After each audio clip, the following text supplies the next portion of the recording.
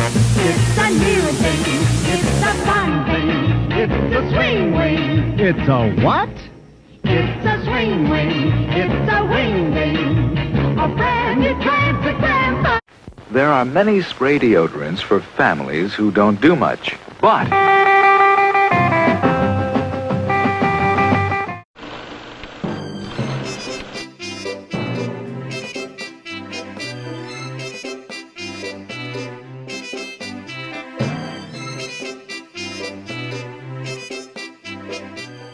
After boot camp, it's time we consider just what storytelling means. I'll help. I'm Alan Levine. This week we have special guests to tell us a little more. What makes a story work, and what happens when we tell one that is digital? In summary, Bagman Jim had the beer, Bagman Dave is cold, Bagman Walter Cronkite tried the sepia effect, and I got a pocket. And we're going to take that paintbrush and we're going to put it in the paint. We're going to get the paint on there and we're going to put it on the stick. And you put it on the stick. How does creating characters fit into this? Bagman and Hatchetjack are here. You are witnessing one of the most exciting inventions of a lifetime. The amazing new toy. The reason for this is that the positive pole has higher electrical potential. On a simple voltaic cell, the positive electrode is made of copper, the negative of zinc. It might seem simple. Knowing this will carry you far.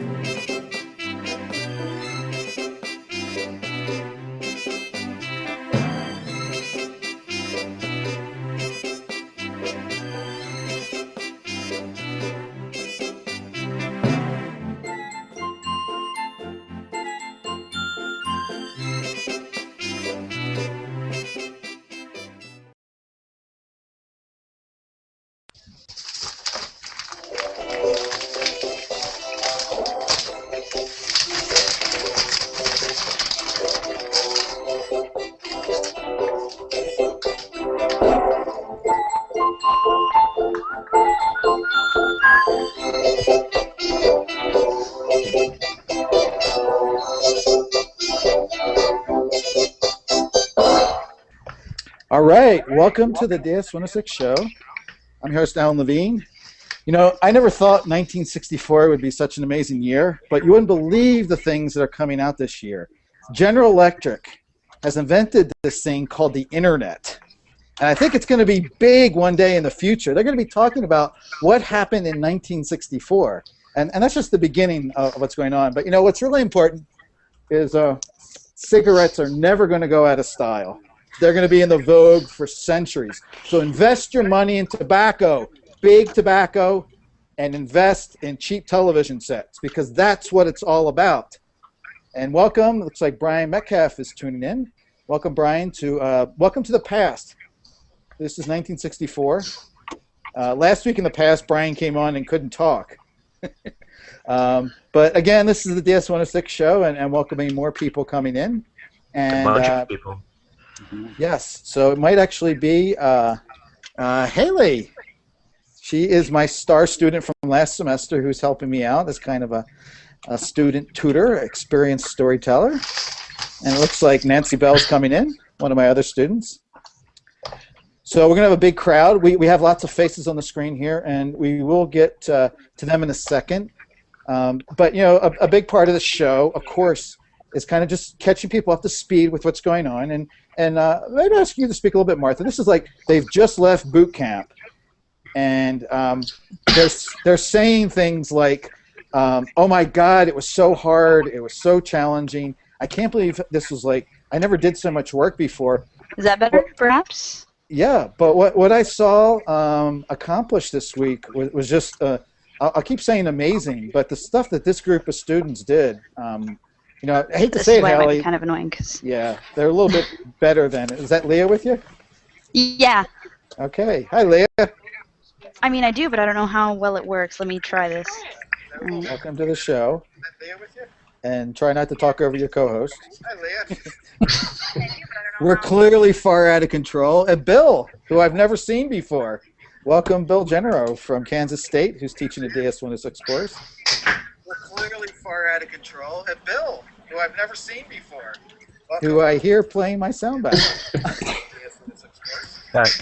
This is really cool. So I wonder maybe, since I'm trying to see, the icons are shrinking so small because so many people are here.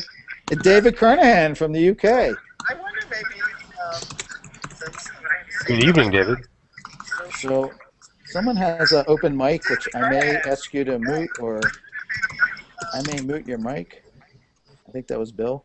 Anyhow, I don't know. I could talk about what's going on, but really the purpose of this week is to talk a little bit about what storytelling is, not really in the definition sense, but really maybe why it's important, why we're doing this class, what people's senses, especially for my students, of it is so far.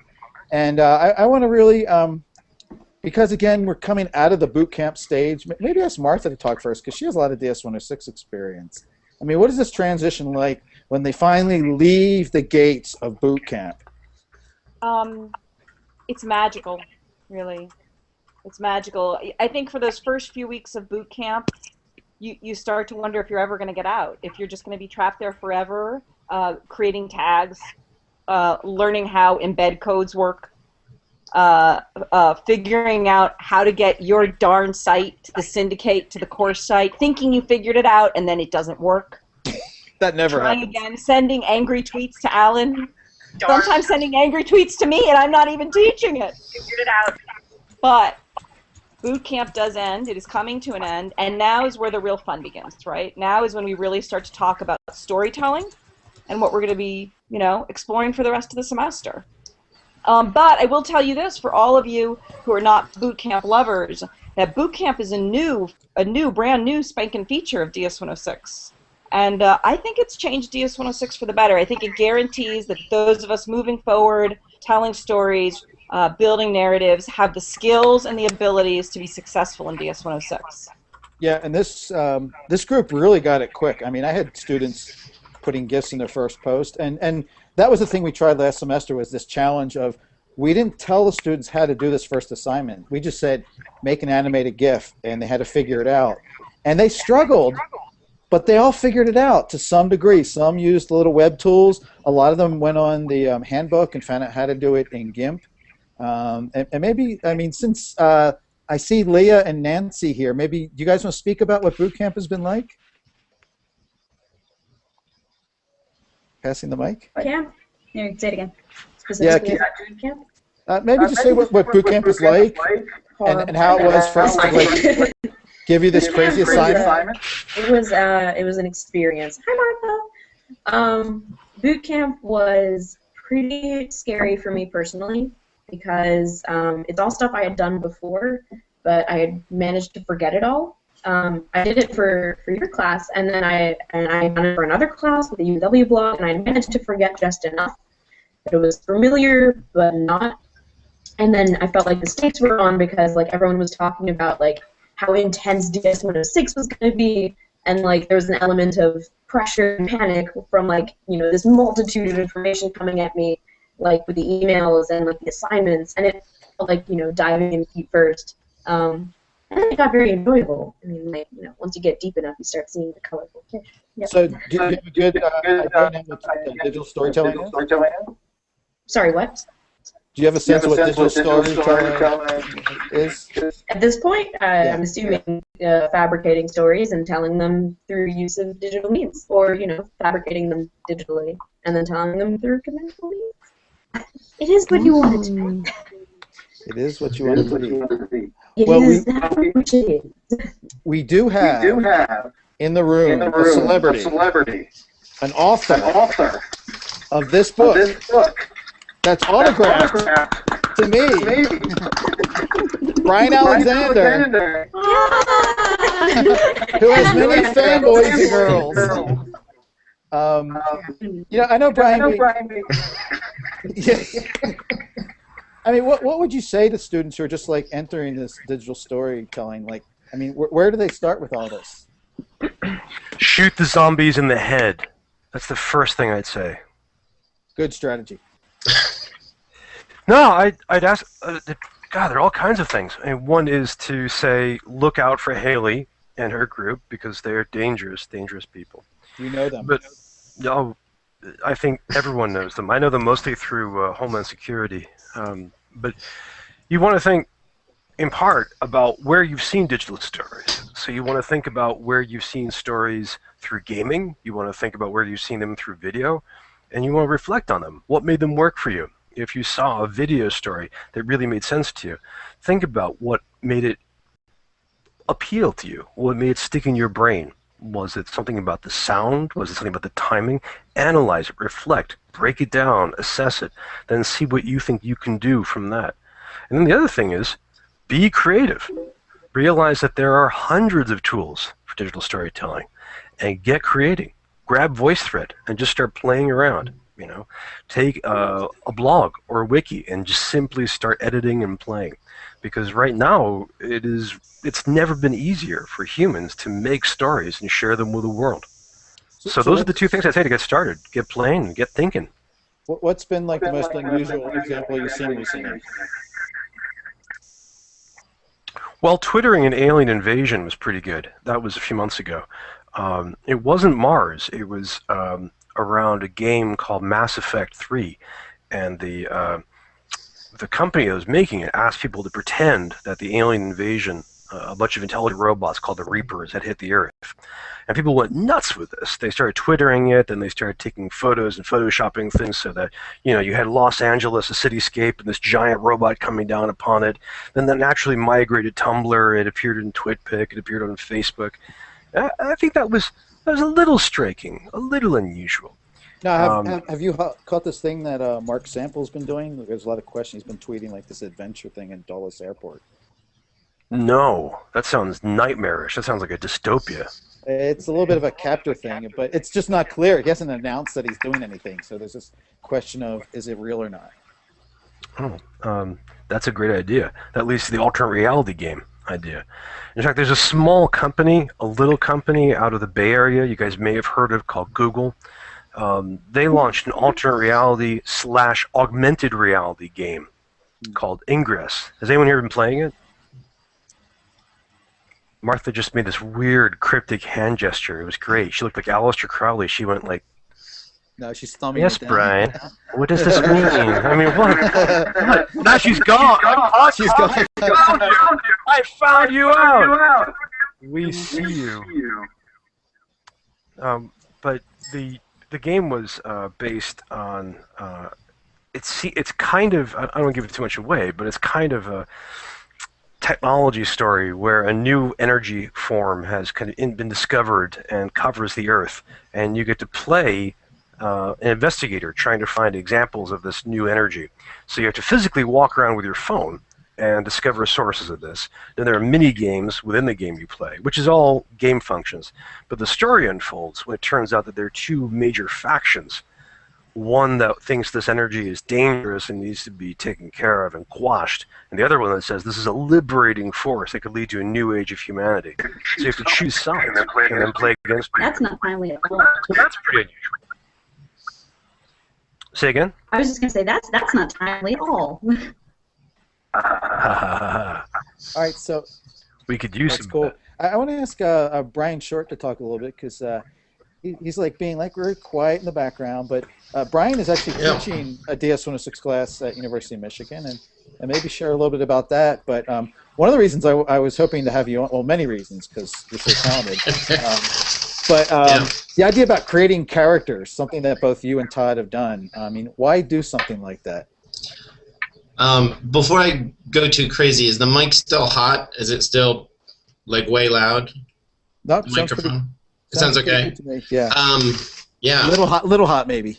Little hot. Maybe I'll lean back. You're one hot dude. Yeah. Okay, but it's not too bad. Let me see if I can get it down even further.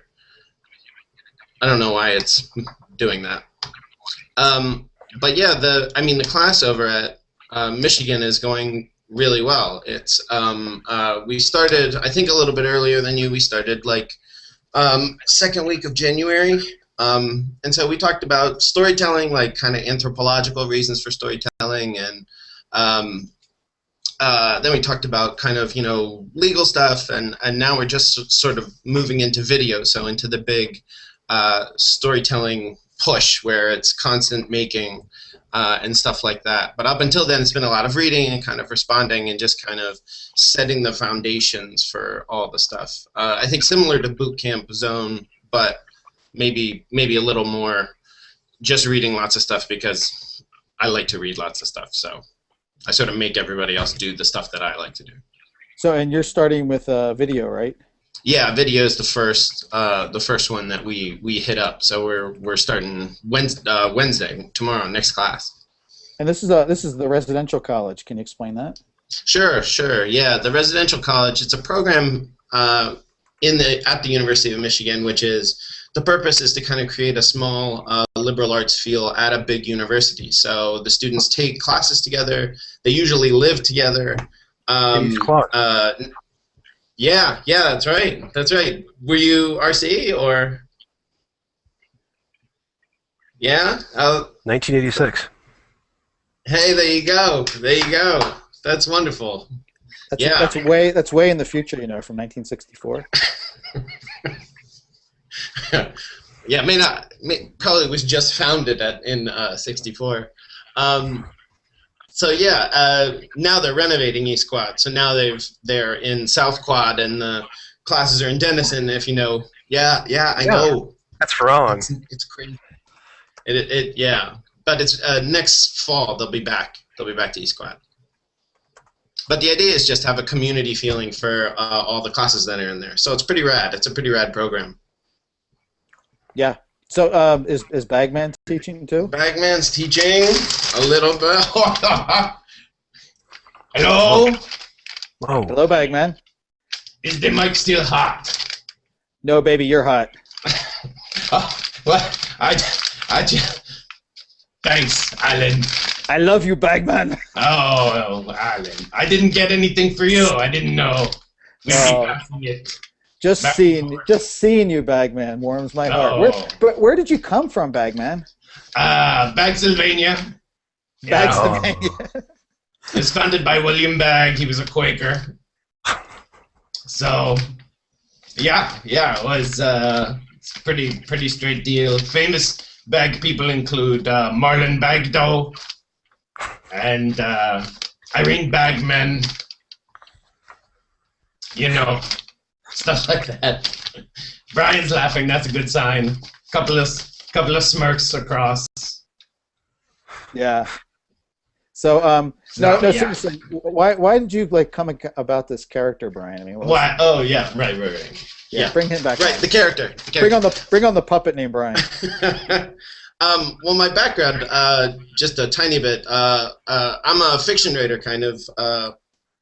By trade, so I think it was just I needed a character for one of the daily creates. I think the first one was take a picture of a person holding a picture of an old photo of themselves, and I wanted a fictional person to do that. I wanted somebody to who wasn't real holding up a photo of themselves from before that also wasn't real. So I just kind of had a bag lying around and I did it, but then I just kind of kept doing it. What would he sound like doing a tongue twister? What would he sound like bleeping out a joke? And so it was more exploratory than like, oh, I want him to be from Bagsylvania. He's got to be from Bagsylvania. That kind of thing. I mean, I love it. It's not something that I ask any of our students to do, but it's interesting, the idea about using a common theme. So I got two princess themed blogs in my class right now. Last semester I had a guy who kind of stuck with a pirate theme, but I think it's really fascinating to play out this idea of character in your work, and the character is really important. Yeah, I totally agree. I mean, I think and that's part of the storytelling thing, right? Is you go back to kind of just storytelling stuff, plot and character, and all of the perspective, right? And all that stuff can influence how you make a movie, or what you, not just in terms of what piece of a movie you give, but in terms of if you shoot your own movies, where's the perspective coming from? Whose perspective is it shot from? Just thinking about that can change it just a little bit. And I tend to think, character is one of the key elements of story, and often some of our students, they get in and they tell their version of a story is a series of events. This happened and this happened, this happened. And this week they're watching the Kurt Vonnegut video. Where he does the shape of stories, and they usually love it. I mean, my favorite quote last semester was someone who wrote in her blog, "I don't know who that dude is, but he's funny." When later in the course, when they're working on some of their assignments, I say, what is the shape of that story? I mean, where's the path in it? And I hope they continue to think about that. And I'll kind of come back to you, Bryan, because I mean, we could do a whole show with you. But Todd Conaway, way over there on the right far corner, every time he participates in DS-106, he invents a new character in a blog. I mean, why do you do that, Todd? I don't know, but here are the various blogs. Can you hear me? Yep. Okay. My video is not showing up on the big screen, but so anyway, I got you. Okay. For me, that's weird. All right. So anyway, I started off with a memory from what I'd done way back, which was I thought I needed to distribute poetry to the community I lived in. So I came up with this little pamphlet, and I did. I copied like hundreds of them and gave them to local merchants, and they put them. I was working at a bookstore, and it was called the Pagan Pirate Archives. So 10 years later, I was able to kind of recreate that as a digital space, which I did. And so the first time I took DS-106, I was this pagan pirate, and it really wasn't a character. But the second time DS-106 came around, there was the Summer of Oblivion, which, I don't think I started it right away. I wasn't really ready to do anything, but I figured I could be somebody else. And I became like Dr. Oblivion, and like pretty much it almost took over the class. I mean, it was really weird. Poor Jim Groom, and it was really weird. He's still getting over it. The scars are deep.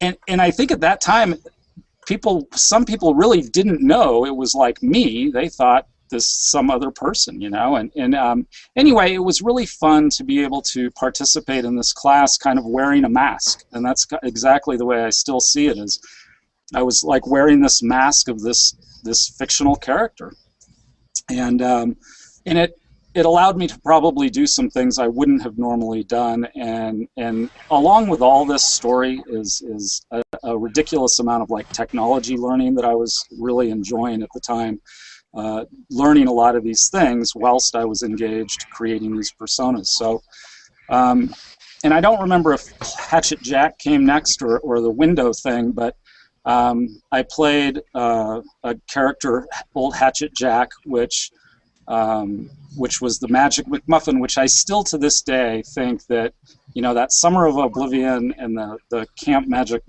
MacGuffin or whatever, those, if you can have a class on business or math and you can create some kind of a story that runs that deeply through the class, something amazing is going to happen. I just feel like those were so powerful. And so so I was done being people, and I thought I would be a picture frame. So everything I posted was like in a picture frame.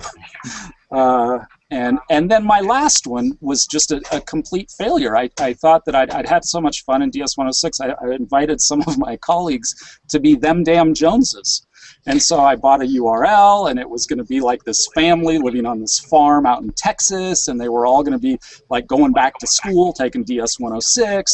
And I just a month ago, let the domain go because nobody participated. I couldn't get other people to play these roles as, these Joneses from Texas and do DS-106. So anyway, I think masks is kind of the overlying thing of this for me with telling stories. I think they're really powerful, and that's kind of my story about the DS-106 thing. No, that's super helpful. I mean, also the fact that the narrative can fall apart. I mean, they're hard things to do, and I'd like to ask Martha to speak a little bit more because she's been involved like in all the narratives. She had a rather important role in the Summer of Oblivion. One of these days, people are going to try and like weave those narratives together, and it's not going to make any sense. And on a related note, I hear myself talking. Somebody has an open mic. I was looking for a picture of myself to send, like a professional picture of myself, and I couldn't find my official professional picture. So I went and did a Google image search, and one of the results, if you search Google, is me in a straitjacket with my hair like this, and I'm never going to get hired anywhere again. But go ahead. Oh, you got a good job, so hang on to it. This is true. But I absolutely, to echo what Todd said, I think the overarching narrative and play that we do in DS-106 is by far my favorite thing. And it doesn't always work. Like, sometimes you try something and it falls flat, but we always have fun trying it. And I completely agree with what he said, is that we should try and do this more and in more classes. Because I think when you create a narrative frame for the course experience, it frees people up in ways to get kind of goofy and silly and try things and experiment in ways that they're not comfortable doing when they're wearing their own persona. And particularly in a class like DS-106, which is all about creative expression and freedom and kind of letting it go and taking risks, anything you can do to kind of make it easier to take those risks, I think is great. And, you know, not everybody gets into it, and I understand that. But the people who do get into it, I think they find it's transformative. So where else, I mean, who else might do something this insane? I don't know. No one. Let's all praise UMW. At least there's a haven for this. Well, I don't know if you deserve praise for being insane, but yeah. Well, I mean, the idea, I mean, and Jim talks a lot, you know, about the class as a performance. Yes. And as a story itself. And it's risky. And honestly, you know, a lot of stuff we set up for camp was metaphorical, and some of it didn't pan out. A lot of people didn't pick up on the stuff until we went a little bit crazier. But maybe it's not even important that it plays out all the time as a full narrative, just that people kind of open up a little bit to the possibility. I don't think it's important that it does. I mean, I think Summer of Oblivion has been the most successful in terms of playing out that overarching narrative, in part because we just had so many people on board feeding the story. But even with Magic MacGuffin, to me, any time you break down that barrier between, you know, reality and fantasy in the class, and it allows something magical to happen, that's a success. Even if it doesn't happen every time, even if it doesn't happen every day, every week. Each of those little experiences adds up to something that I think as a whole is really, really valuable. And unfortunately, PBS Kids just ended, so which means my babysitter left. Okay. So I have to bow out. No worries. It was great to have you here, Martha. But I'm glad I was able to join. You guys enjoy the rest of the conversation. For life. For life, Martha. And Bill, is your mic on, Bill? Are you able to speak, Mr. Bill? No, okay. Well, Bill's teaching a DS-106-ish class at Kansas State University, and so his students are feeding the DS-106.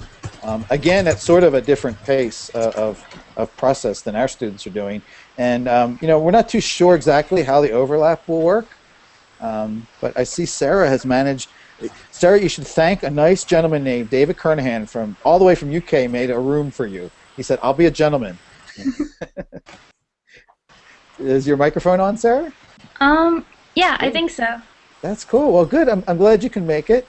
What do you think? What do you think of the class so far? I think it's really interesting. It's a little different than what I thought it would be, but Wait, what do you think it? What do you think it would be? I don't know. I guess this is like my first because I took an online class before, medical ethics, and it was.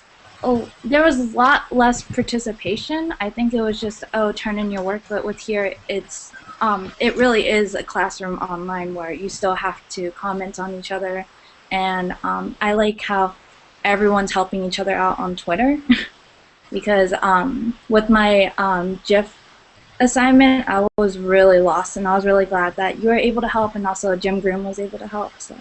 Let me ask you. I mean, when I gave you that assignment, I said, "Make this," and I didn't tell you how to do that. Were you like, "What is this class?" You know, I said, "Figure it out."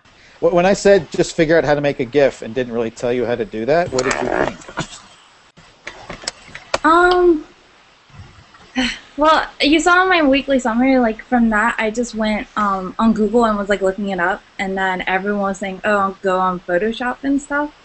And I was just, I got a little lost and a little intimidated, but I'm glad that I was able to find that one page that really helped me out with everything. But I know you think it's hard, and everybody wrote in their summaries, how challenging some of this stuff was, but the things you accomplished, I mean, basically in the first week, you had a working blog set up, you had pretty much already started to customize it, and now by the end of 2 weeks, none of the blogs look alike anymore. Everybody's differentiated. People have installed plugins. I mean, this is the stuff it takes adults like years to figure out. Yeah. Sorry. Years and years. Yeah, Bryan is still working on it. Hey! Hey! So, Bryan, you've been lurking in the background, Bryan Alexander. Now he's faded away. He's pulling out a prop, probably. Nope. I mean, what do you like to sort of push people to be thinking about storytelling these days?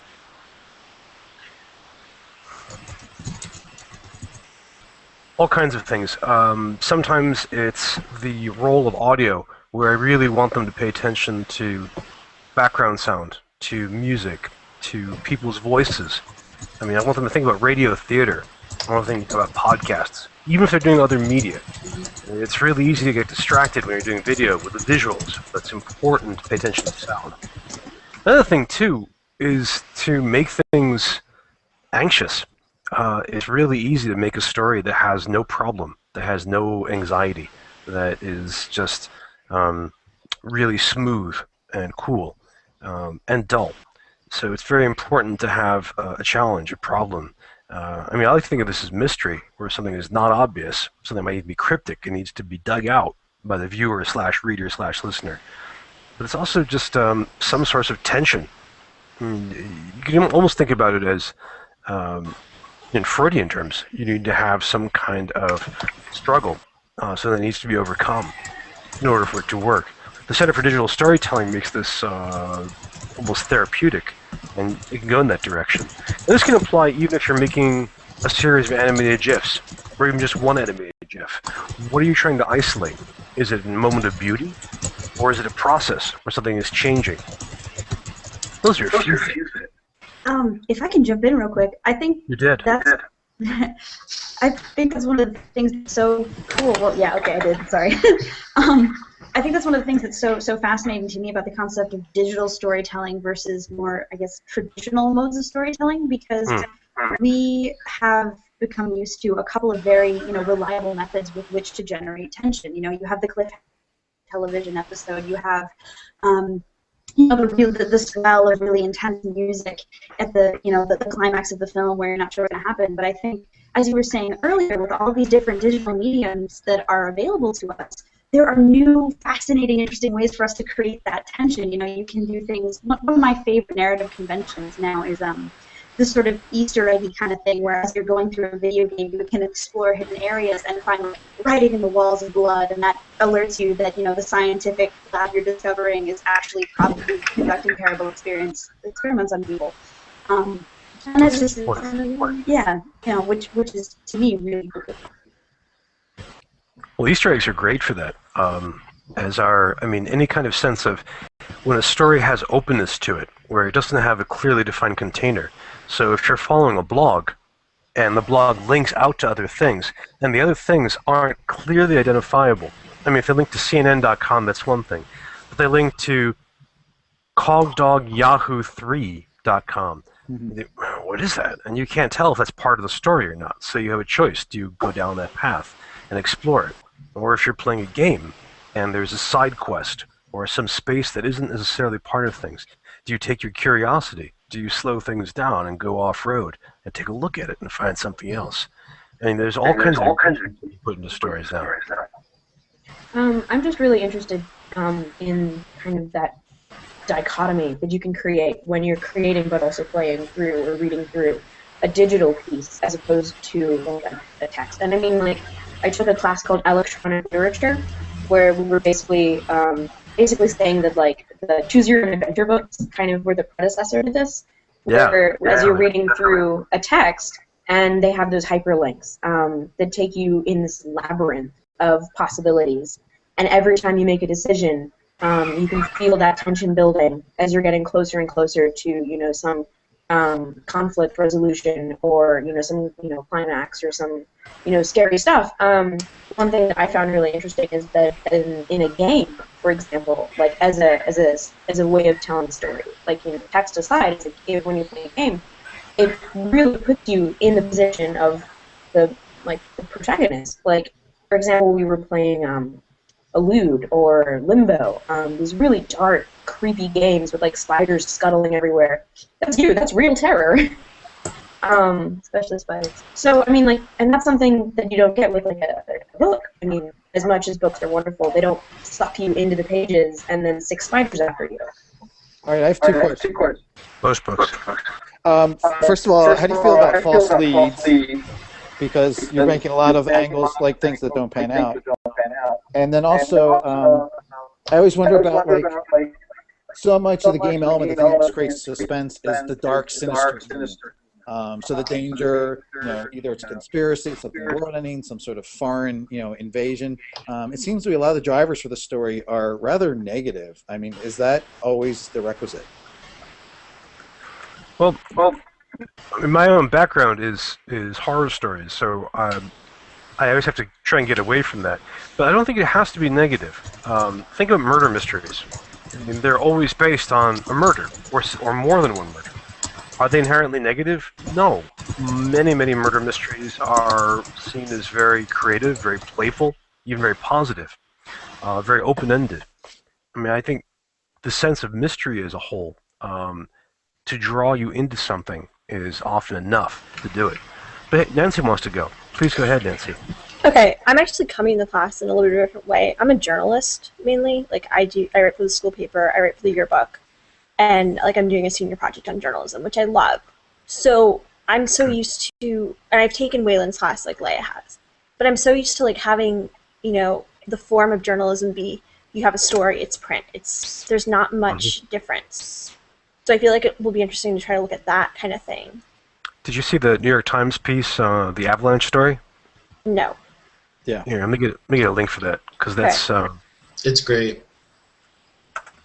What they did was a few reporters were exploring a pretty bad accident that happened out in the Northwest. It was a ski story where a bunch of skiers... Here, I'll put the link in the chat. Don't look at it now, because one is it's really seductive and it'll draw you in. But the other thing is it does tend to eat a lot of browser and bandwidth. But there's a print story. There's a story about what happened to this. To these guys, and then they turned it into a video, and the video by itself is about 12 minutes long. I mean, that's worth watching too. But then they took the print story and integrated into it all kinds of other media, but not randomly. I mean, there's several different maps, including the 3-dimensional animated map, which is really, really handy. But they introduce it right when the amount of information about the spatial distribution of people has accumulated where you actually need that. They have a series of images, photos of different participants. They're not random. They're really chosen for maximum emotional effect, and more. I'd really recommend plowing through it. Excuse the pun. No, that's a great example, Brian, because I know when we first talked about it, when I first read it, I mean, on its own, it was really good writing. I mean, it would have been a good story on its own. And it was interesting to think about what were those design decisions. And I try to push a lot about this kind of interplay and interconnection of the writing that my students are doing in their blogs with the media that they're creating. Quite a few of them come in and say, okay, I made my animated GIF, here it is.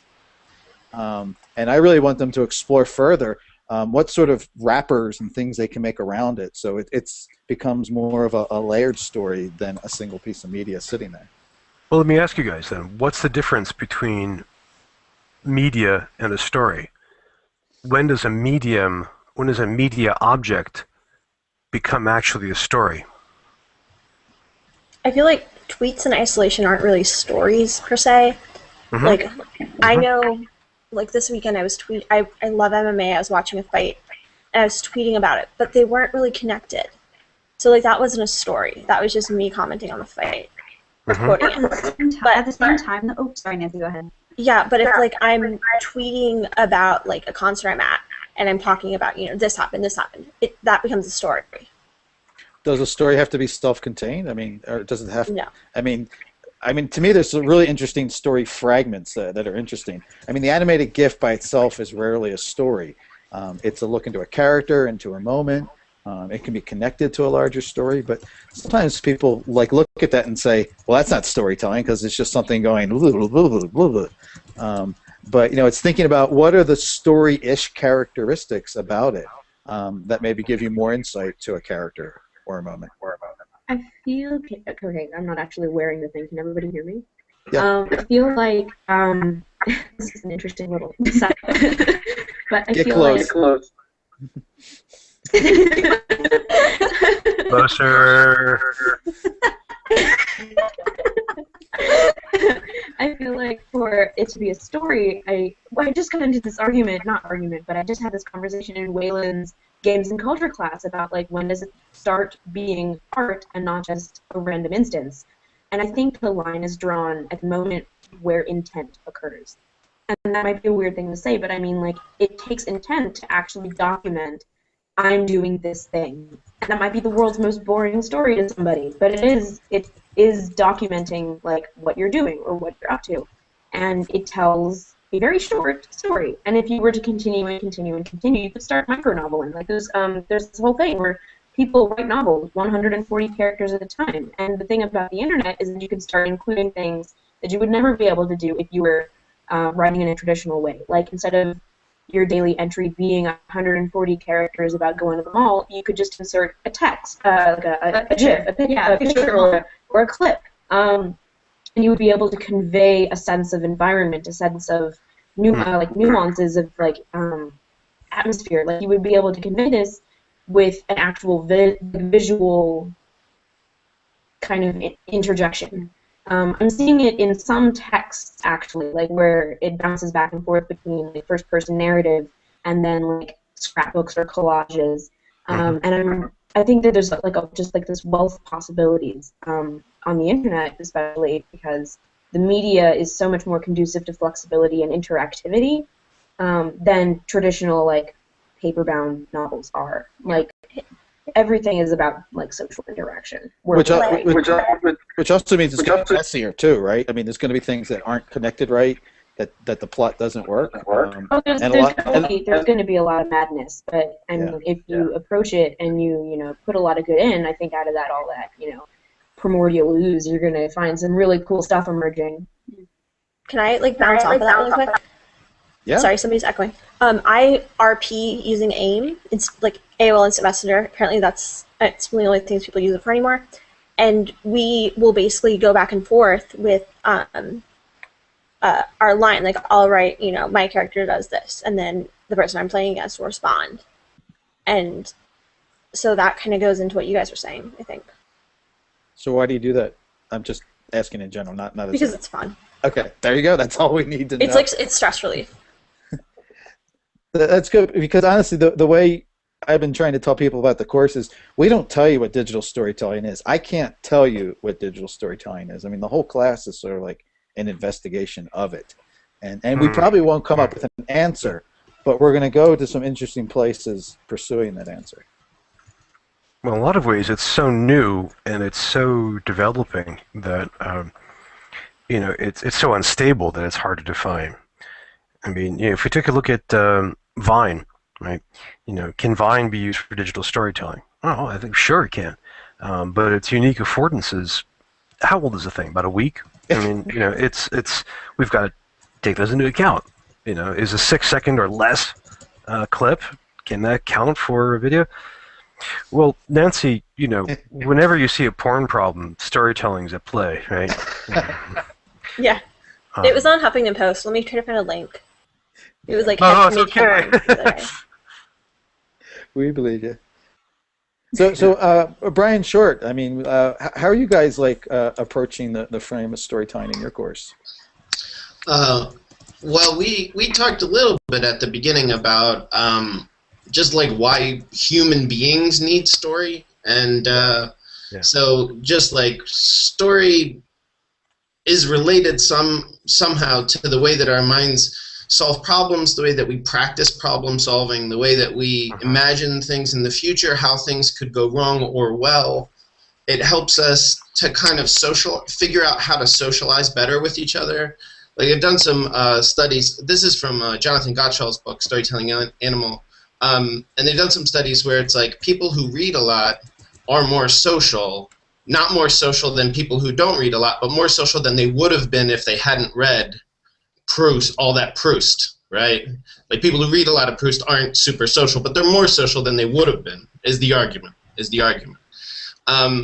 And so that's kind of an effect of why we need stories, or like, and so there's a question of like, so stories kind of grew out of this ability that we have, or this need that we have to kind of problem solve in these ways. And that's just kind of, these are ideas. I don't know where they go or how they hook in, but this is kind of what some people are talking about in terms of why we need stories and stuff. So that's, yeah. Can I jump in? Yeah, please. I love the idea of storytelling as information management. I don't mean to kill it. I mean I don't want to make that sound dull. I mean that in a really interesting way. There's a wonderful book by Bruce Chatwin about the Australian Aboriginal songlines, which describes how a lot of the Aboriginal peoples created these elaborate epic stories in order to map out their migration routes. So they would use the landscape as a way of providing objects for a story, and then subjects in the story would interact with those different objects. So, you know, you cross a river, well, that would be the river that was formed when this great bird was injured and bled out and made this river. And then 10 miles later is this giant rock, and that's where the hero, it was a ball he threw at the bird, which is how the bird got injured, and so on. And you can keep building this on and on. And it shows up in other places. There's a wonderful medieval Irish epic, the Toynbee Cooley. If you guys know the great punk Irish band, the Pogues, they have a song about it called "The Sickbed of Cuchulainn," and a lot of the description of landscape is partly using the story to tell people how the landscape works. Nowadays, we're a little further along than that. I mean, you have all these ways of using stories to organize information. There's the business field of knowledge management, where you go into a business and say, all right, how do you guys know things? You know, you go into a factory and you say, all right, here's the CEO, Nancy Bell. Nancy, how do you guys make bobbleheads? Nancy would say, well, we do all these things. But then you go into the line and you say, all right, pick Nancy's average worker and say, how do you make bobbleheads on the day when everything went wrong? And they'd be, oh, yeah, I can tell you that story. There was that one day, right, when Haley showed up and messed everything up. And then Alan had to come in and say, and, you know, and all of a sudden characters appear and ideas appear, and a lot more knowledge surfaces, a lot more information about how they actually made bobbleheads in Nancy's factory. I mean, so you can do this as a way, you can think about storytelling as a way of managing too much information, as a way of coping with all the media you produce. So in a storytelling class, in a sense, storytelling becomes a way of managing all the different media that you produce in the course of it. And I know Haley wants to talk, and she'll get her turn. But Brian Short actually mentioned something earlier, and I think Haley mentioned something in the chat that I push the students a lot, is that the assignments that we give are totally open to reinterpreting and doing them in a different way, doing the opposite, doing it in a different media. Just if you can come around it from a more interesting angle and write about it, it's totally legit. And I want to get students out of the thing like, just because I assign something that they have to do it literally. And that's part of what I like to push, is this little bit of playing with what's the truth in terms of the story. Because we have so much material out there. I mean, the news is full of stories. The stuff our friends tell us is all this stuff. And sometimes we just repeat it. And I think, what if we play with it? And what if we reimagine it? And what if we inject new characters where they don't belong? And to me, the contrast and juxtaposition that we do in this class is some of the most exciting pieces. And as an example of things crossing over, just to let you know, that right now we're talking in Google Hangout, but Dr. Garcia, everybody wave to Dr. Garcia, yay, is cross-broadcasting this to DS 106 Radio, which our new students don't know exactly about, but we have our own internet radio station, which you'll hear about more next week. But it's sort of a way that we do some like media hopping, if you will, in terms of crossing into media. And Bryan and I will like to talk forever about the power of audio, but I'm going to give Haley a chance to jump in.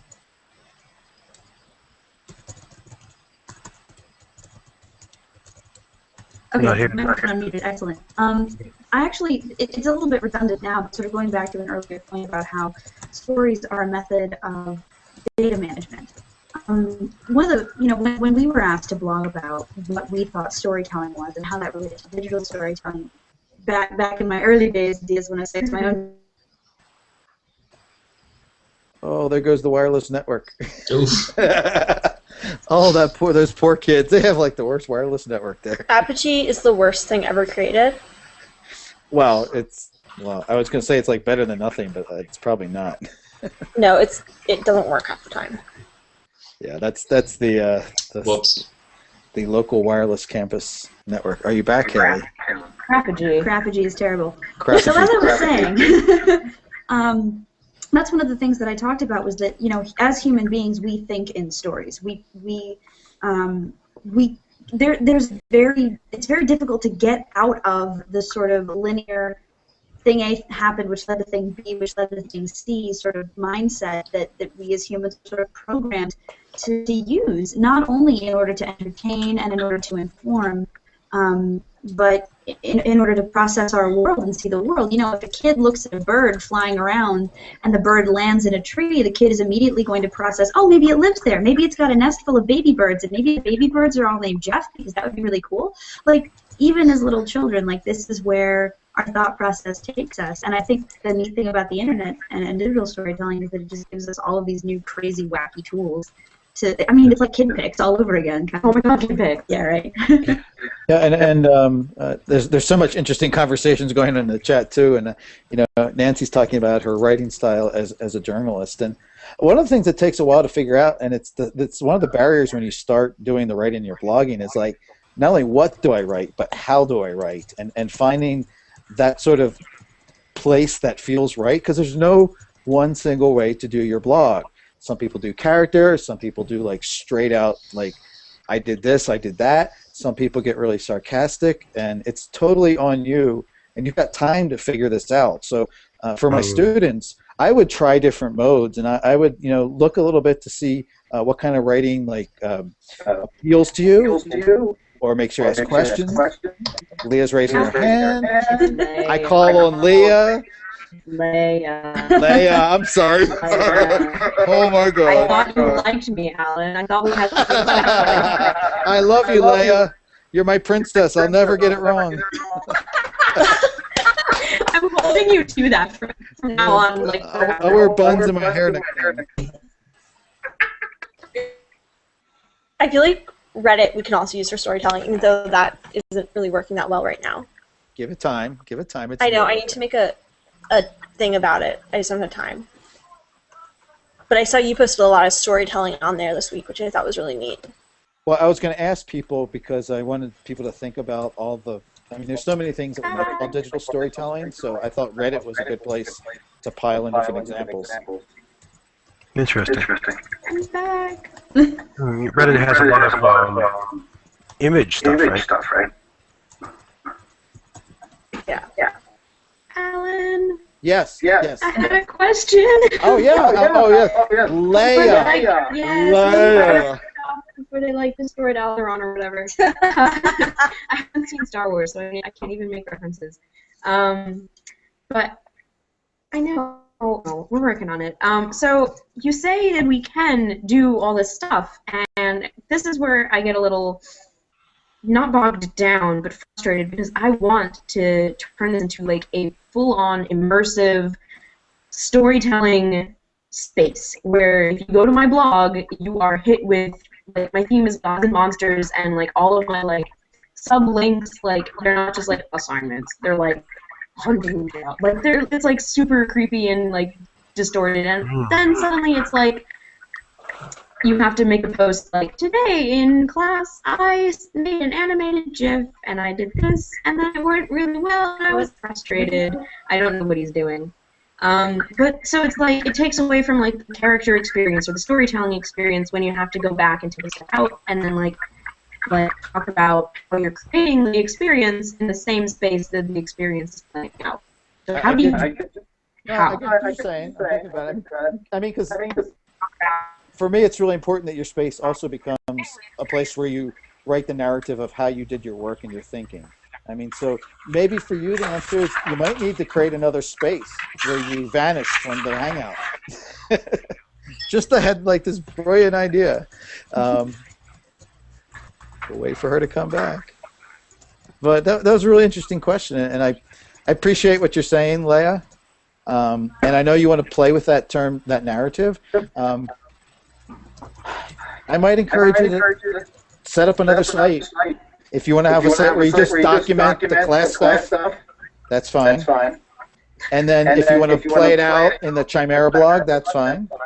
Make more blogs. Clearly. Yeah, make more blogs. That's my answer. More blogs. But I mean, I want to see a place where you write about your thinking. So it's like the the making of part of the DVD. Right. The fan stuff behind, and that's part of what I need to see for the class. Right. And that I want to see. I understand. That's like a huge part of the class. That we're not just creating content, but then analyzing it and like representing it and talking about it. And there's actually meta discussion. I'm actually taking my headphones out because I got feedback. But there's actually a technical answer we could do in your blog. There's a plugin that we could put in where you could exclude certain categories from appearing on the front. So you could have your class descriptions in a category like junk I don't want on my front page. And those could be the links you could link to me for assignments. But that way your front page, you could control the flow of the narrative. So if that's a possibility, I can help you figure that out. Yeah, that sounds really cool. Yeah, there's a plugin called Category Exclude or something like that. That's really cool because it would be really wonderful to be able to take these blogs and make them into really immersive, full-on story spaces. I know that's not necessarily the... No, that is. I'd love to see that. And what the project is called, where you get the domain, called a domain of your own. So do it. Nothing's stopping you, girl. I hate to run, guys, but I actually have to run. That's fine. I have to help with family crazy driving / dinner at the same time thing. It's great seeing all of you. Thank you for coming in, Bryan. Bye, Bryan. Give my best to the family. Bryan, email me, man. I gotta hear about your project. I just put my email Yeah, on the for chat. sure. Will do.